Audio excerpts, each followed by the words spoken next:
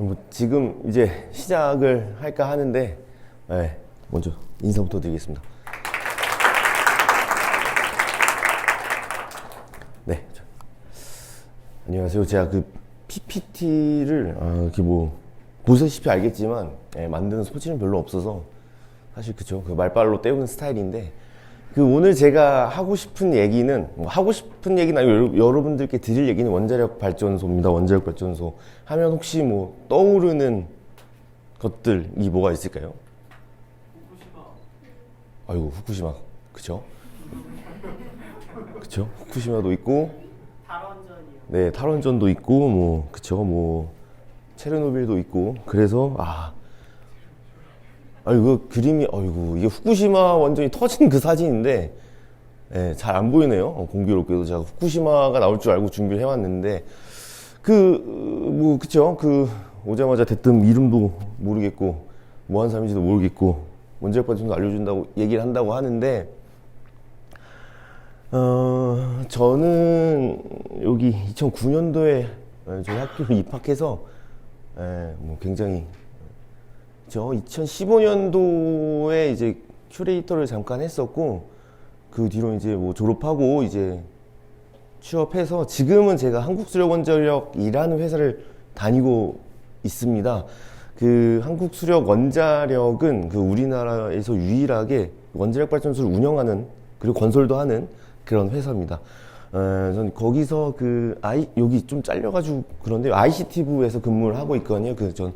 원자력 발전소 안에 있는 통신 설비들을 운영하고 있습니다.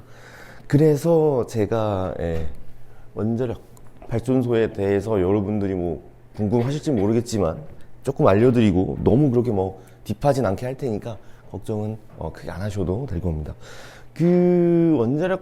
좋습니다. 원자력 발전소를 하기 전에 발전소라는 걸 먼저 설명을 드릴 건데, 발전소는 전기를 만드는 곳이거든요. 전기를 만들어서 이제 팔아가지고 그걸로 돈을 버는 곳인데, 전기를 어떻게 만드냐면,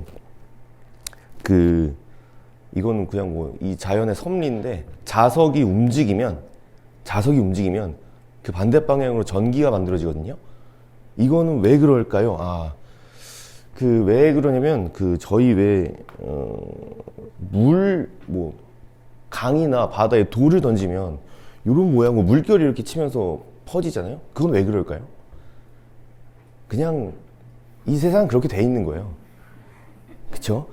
자석이 움직이면 전기가 만들어지는 것도 이 세상은 그렇게 원래 그렇습니다. 뭐 왜라는 이유는 없고, 그냥 이 세상에 있는 원리를 이용해서 이제 전기를 만들어내는 거죠. 그 발전소는 뭐 여러 가지 발전소가 있는데, 뭐 석탄을 이용한 발전소, 화력 발전소도 있을 거고, 풍력 발전, 뭐 원자력 발전, 수력 발전, 그리고 요즘 뭐 태양열 발전도 있을 건데, 위에 있는 4개 화력, 풍력, 원자력, 수력 발전하는 방식은 똑같습니다. 자석을 어떻게 힘을 줘서 움직여서 전기를 거기서 얻어내죠. 근데 이제 다만 뭐 석탄을 쓸 거냐, 자석을 움직일 때 바람을 쓸 거냐, 원자력을 쓸 거냐, 물을 쓸 거냐에 따라서 발전소 종류가 달라지는 것이고, 마지막에 여기 태양열 발전은 여기 위에 말씀드린 발전소와는 그 전기를 만드는 방법이 달라요. 태양 에너지를 받아서 이제 전기를 만드는 방식이고, 뭐 발전소의 기본적인 원리는 그렇습니다. 이제 원자력 얘기를 좀 지겨운 얘기를 할 건데, 원자력, 그쵸? 원자라는 게 있습니다. 이 세상에 원자. 여러분들도 이미 다 알고 계세요. 수소, 산소, 탄소, 이런 것들을 원자라고 부릅니다. 이런 것들을 원자라고 부르고, 조금 어려울 수 있는데 뭐 그렇게 크게 중요한 내용은 아니지만, 원자는 원자 핵 코어 뉴클리어스라고도 부르는데, 원자 핵은 양성자랑 중성자, 플러스랑 중성자, 성격이 없는 애로 구성이 돼 있다. 요 정도만 알고 계시면 될 것 같습니다. 좋습니다. 뭐 원자 얘기도 하고 뭐 무슨 얘기도 하고 하다가 우라늄 얘기를 제가 잠깐 드릴 건데, 우라늄은 이미 알고 계시죠? 들어보셨을 거고, 방사성 물질이라고도 부르고, 우라늄도 원자입니다. 원자. 수소가 똑같이 원자인데, 이 수소, 산소 이런 원자들은 쌍둥이들을 이 세상에 가지고 있거든요. 쌍둥이, 동위원소라고도 말하는데 우라늄은 저희 예전에 뭐 화학 시간이나 과학 시간에 수, 헬, 뭐 리베, 붕탄, 질산 이거 배우잖아요. 저는 수, 리베, 붕탄, 질산까지밖에 못 외우겠어요. 다음 이제 다 까먹어서. 어쨌든 그래서 수는 이제 수소가 1번이죠. 1번. 헬륨 가스가 2번. 우라늄 238번이에요. 238번 그 번호가. 그리고 그 번호는 그 양성자랑 중성자 개수를 더한 숫자 238이거든요. 어쨌든 보통 일반적인 우라늄은 양성자가 92개, 중성자가 146개로 구성이 되어 있고 그 우라늄들의 그 쌍둥이가 있다고 했는데 쌍둥이가 235 쌍둥이가 있거든요. 이 세상에. 걔는 중성자 개수가 3개가 적어요. 그래서 조금 더 가볍고 일반 우라늄보다 조금 더 가벼운 쌍둥이 우라늄이 있습니다. 제가 이 얘기를 굳이 왜 드리냐면 왜 쌍둥이 원자, 왜 우라늄이 쌍둥이고, 저도 왜 그런지 모르겠어요. 그냥 이 세상에 그렇게 존재해요. 우라늄이 그렇게 존재하는데, 점점 어려워지죠. 핵분열 얘기도 잠깐 드릴 건데, 뭐 어렵지 않습니다. 걱정하지 않으셔도 돼요. 저희가 이렇게 생각을 해봅시다. 돌을 이렇게 막 쌓아놨어요. 강가에 돌을 쌓아놨는데, 제가 여기서 돌 하나를 그 돌 무더기로 던져요. 그럼 어떻게 될까요? 무너지죠. 무너지면서, 뭐 이렇게 될 수도 있겠죠. 모여있는 돌 무더기들이 이렇게 확산하지 않을까요? 돌 맞으면서. 그쵸? 똑같습니다. 핵 분열은 말짱이 있는 원자에다가 중성자라는 제가 아까 비유를 돌로 했던 중성자를 톡 때려서 걔네들을 쪼개는 거가 핵 분열이거든요. 자, 했습니다. 와, 너무 어렵죠? 저도 잘 몰라요. 근데 제가 설명드린 걸 그냥 손으로 썼을 뿐입니다. 수식으로. 우라늄 돌무더기에다가 여기 맨 왼쪽에 있는 N은 중성자를 의미하거든요. 뉴트럴. 돌을 갖다가 던졌을 때 어떻게 될까? BA랑 KR이라는 애로 2개로 쪼개지고 중성자가 3개가 나와요. 자, 좋습니다. 이게 무슨 말이냐면 235랑 1이랑 더하면 236이죠. 142랑 91이랑 3이랑 더하면 뭘까요? 236입니다. 236. 똑같은 게 돌아서 똑같은 게 나오는 거예요. 다만 2개로 쪼개졌을 뿐. 그 에너지 보존 법칙이 여기서 적용이 되는 거거든요. 뭐 어쨌든 근데 아니 뭐 다 좋은데 뭐 갑자기 뭐 뜬금없이 그래서 대체 원자력 발전소 언제 얘기할 건데 좋습니다. 쪼개질 때 이 중성자 3개가 맨 마지막에 같이 튀어나오잖아요. 236을 쪼갰을 때 236 그대로 나와야 되니까 이때 분열이 쪼개지면서 에너지가 발생해요. 열의 형태로 에너지가 발생해요. 쉽게 한마디로 말씀드리면 핵분열할 때 에너지가 생겨요. 열이 생겨요. 그래서 핵분열을 이용해서 그 열을 가지고 자석을 돌려요. 원자력 발전소는. 이렇게 쉽게 하면 모터나 풍차 같은 거 뒤에 자석을 붙여놔요. 붙여놓고 그 핵분열 때 생긴 열로 이 모터를 돌리면 말씀드렸듯이 처음에 말씀드렸듯이 반대 방향으로 전기가 생길 거 아니에요. 걔네들을 착착착착 모아서 전기를 생산해요. 그게 원자력 발전소입니다. 핵분열을 이용한 원자력 발전소.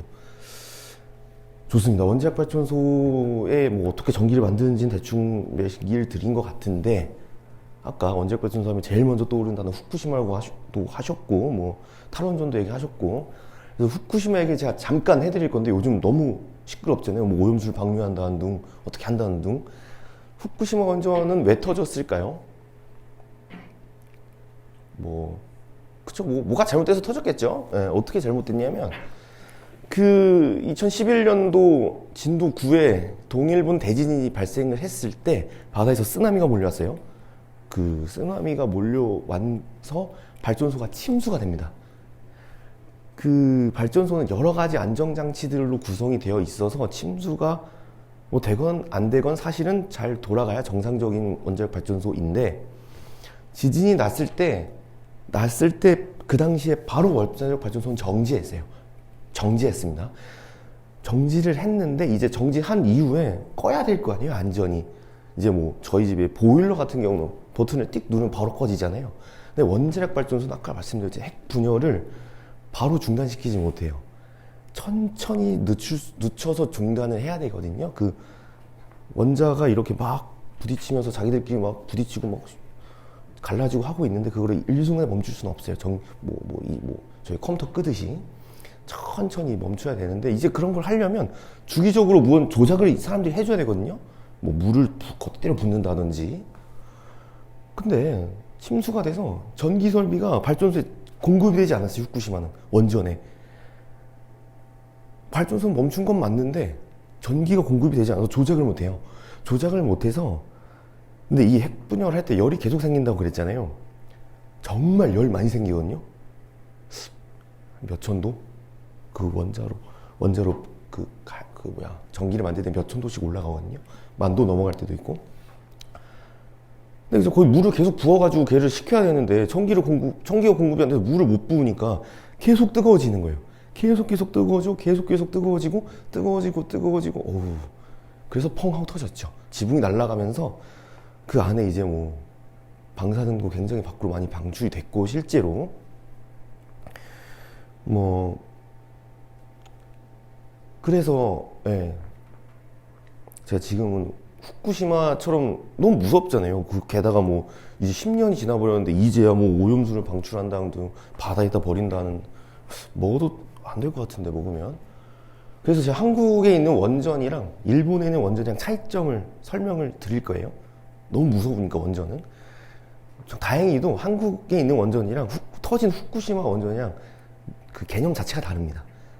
그 한 번 또 다른 원전 사고가 체르노빌도 있었죠. 체르노빌이랑 후쿠시마는 같은 그 방식이고 한국은 그거와 완전 다른 방식이라서 그 차이를 조금 설명드릴게요. 자, 아까 뭐 말씀을 드렸는데 그 뭐 분열을 하고 다 여기서 합니다. 다 여기 원자로라는 곳에서 핵 분열을 하거든요. 너무너무 뜨거우니까 결국은 얘를 잘 식혀줘야 돼요. 그래서 원전이 바닷가에 있는 거거든요. 바닷물을 계속 가지고 와서 그래서 원자로를 식힙니다. 물로. 뭐 바닷가에서 물을 가져와서 여기 원자로가 있는 이 원자로 건물에 바닷물을 계속 넣어줘요. 근데 뭐 실제 물을 들이붓는 건 아니고 배관을 이용해서 이만한 배관들 이용해서 이렇게 원자로를 돌아다니면서 온도를 낮추고 터지지 않게 잘 제어를 하죠. 이게 저희 한국의 가압 경수라고 하는 이 용어가 너무 어려워요. 가압은 그냥 압력을 가하다는 거고 경수, 왜 경수라고 얘기를 했는지 모르겠는데 경수는 그냥 일반적인 물입니다. 일반 물. 그러니까 물을 가압해서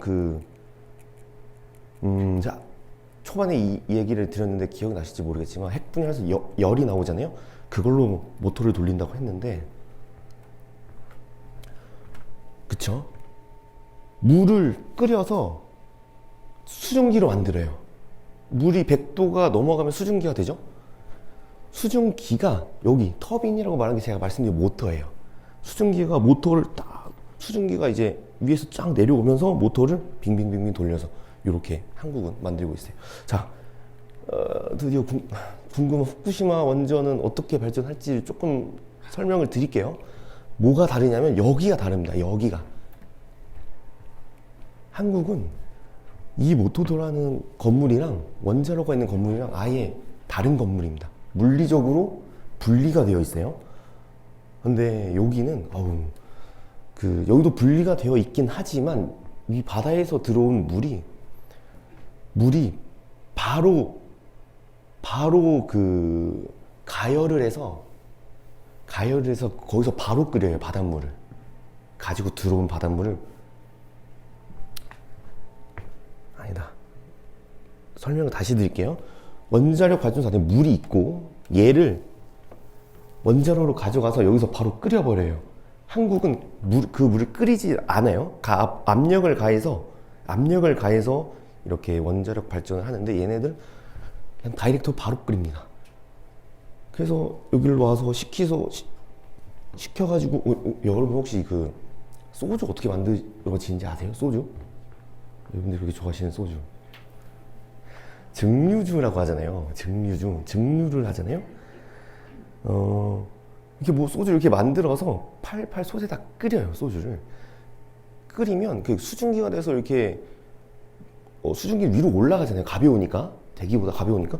위로 올라가면 수증기가 위에 다 맺혀 있을 거 아니에요. 거기다가 그 옆에 차가운 물들을 막 이렇게 막 왔다 갔다 보내거든요. 그러면 온도가 낮아질 거 아니에요. 수증기가 100도가 넘어가면은 수증기로 변하는데 그 주변에 차가운 물 왔다 갔다 해서 다시 100도 밑으로 낮추면 어떻게 될까요? 수증기가 물로 변합니다. 다시. 정말 신기하게.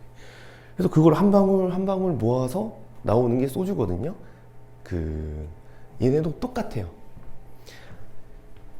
그래서 물을 끓여가지고 기체를 만들어서 이 모터를 돌렸어요. 그럼 여기 기체가 되겠죠. 아직 뜨거우니까 그때 여기 바닷물을 냉각수라고 부르는데 바닷물 냉각수 여기 계속 이 주변에 맴맴 돌아요. 그러면 차가워지면 다시 물로 변하고 얘를 또 써먹고 또 써먹고 또 써먹고 또 써먹고. 네. 그래서 가장 큰 차이점은 후쿠시마는 이 물을 그대로 갖다 쓴다는 거, 한국은 이 물을 간접적으로 씁니다. 그래서 일반적으로 원자력 발전소 업계에서 얘기할 때 후쿠시마의 비등경수로보다 한국의 가압경수로가 훨씬 더 안전하다고 얘기를 해요. 그리고 짓는 돈도 더 많이 들어요. 건물 하나를 더 지어야 되니까. 그래서 한국에 있는 원전은 아직까지 한 번도 이렇게 뭐 사고가 나서 방사능 외부로 유출된 적은 없어요. 발전소 부지 바깥으로 방사능이 유출된 적은 없어요, 한국은. 자, 요거는 여러분들이 조금 요즘에 저도 어디 뉴스를 보나 미디어를 접해도 친환경 얘기도 많이 하고 탈원전 얘기도 많이 하고 원전을 다시 한다는 둥. 예. 제가 2018년도에 저희 회사 한국수력원자력에 들어갔는데 제가 입사를 했을 때 대통령이 고리원자력에 와서 탈원전을 하겠습니다. 이거 회사 괜히 옮겼나? 어떻게 되지? 전에도 멀쩡해서 잘 다니고 있었는데 이거 뭐 잘못된 거 아닌가 걱정을 하면서 지냈었는데 이게 앞으로는 어떻게 될지 모르겠지만 전 세계에서 탈원전을 한 나라가 딱 한 군데 있거든요. 혹시 어느 나라인지 아시는 분 계실까요? 독일입니다. 독일도 원전이 한 30개가 넘게 있었어요.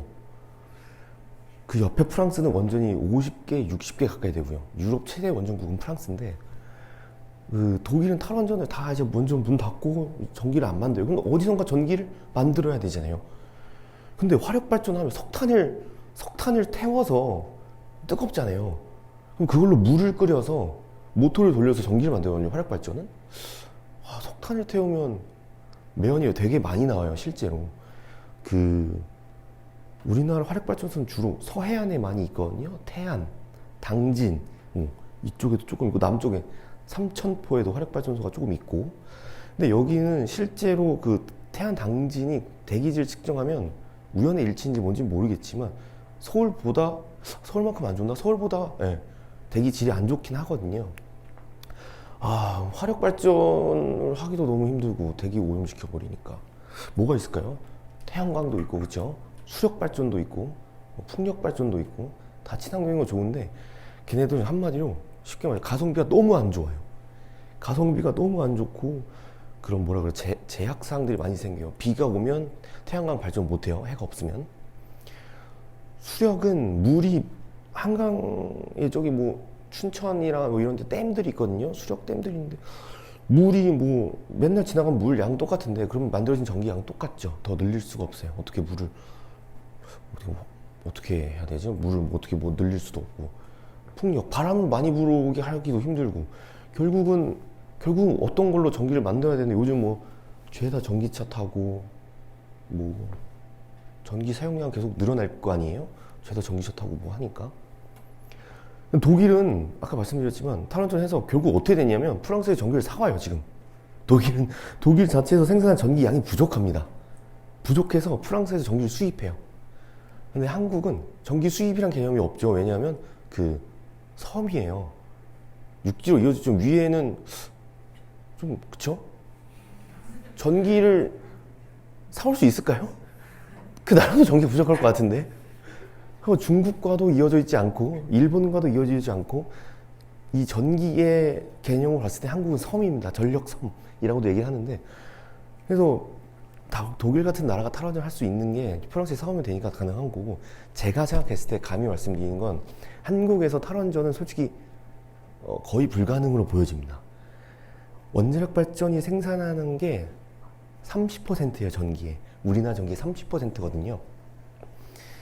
30%가 당장에 없어진다고 하면 한국에 쓸 수 있는 전기는 없습니다. 아무도 못 써요.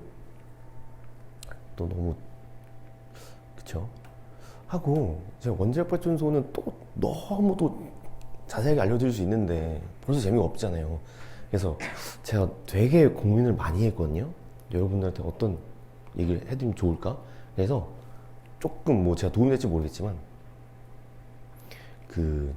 이제 새내기이신 분들도 계실 거고 4학년이신 분도 계실 거고 중간에 뭐 2, 3학년 분도 계실 건데 뭐 이제 취업에 도움이 될 만한 얘기들을 제가 Q&A로 해보려고 하거든요. 괜찮으시면 궁금한 게 있으면 제가 어느 정도 도움이 될 수 있는 제가 아는 한에서 다 설명드릴 거고, 뭐 저희 회사에 관한 것도 좋고 일반적인 것에 대해 물으셔도 좋고 제 전 직장에 대해서 물으셔도 좋고 뭐 일반 사기업도 좋습니다. 제가 다 어느 정도 알려드릴 수 있기 때문에 그걸 알려드리려고 하고 제가 마지막으로 이제 마무리를 할 건데, 마무리하고 Q&A를 할 건데, 이 탈원전이라는 거는 한국에서 정말 진지하게 우리 사회에서 얘기를 해볼 필요가 있어요. 제가 무조건 원자력이 좋다는 건 아니에요. 아시겠지만 원자력 발전하면 방사성 폐기물이 나오거든요. 방사성 폐기물은 우라늄 같은 경우는 142만 년인가가 돼야 그 방사성이 반으로 줄어요. 그래서 그거는 아직까지 우리가 고민해 봐야 될 문제이긴 하지만 당장의 탈원전은 조금은 우리가 사회적인 토의가 필요하다라는 게 제 생각이고, 이만 강의가 아니죠. 강연을 마칠까 합니다. 일단 마치고